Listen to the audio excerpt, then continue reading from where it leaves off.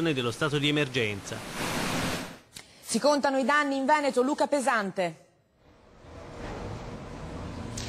Sì, qui a Cresole tutto il paese è all'opera per ripulire le case dal fango, l'acqua sta defluendo dalle strade e si riesce finalmente a camminare a piedi. Intanto poche ore fa è stata completamente riaperta la A4 in entrambe le direzioni dopo 4 giorni di alluvioni che hanno messo letteralmente in ginocchio la regione. Allora facciamo il punto nel servizio. Una tigre di peluche nel braccio meccanico della spalatrice. Interi salotti, cucine, camere da letto esposti all'aria nella speranza che il fango si asciughi, nella speranza di salvare il salvabile.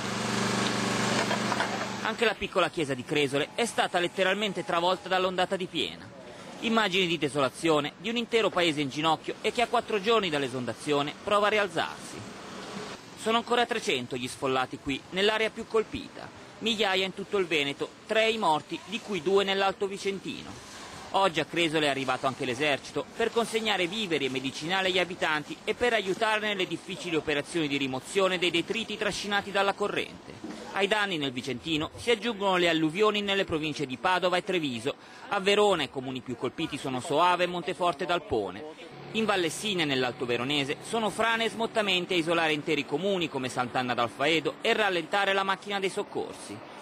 È in ginocchio, abbiamo 500.000 persone coinvolte da questa alluvione, 131 comuni, oltre 3.000 sfollati, 3 morti, il che la dice lunga sull'effetto di questa alluvione. Fango, allagamenti e devastazione.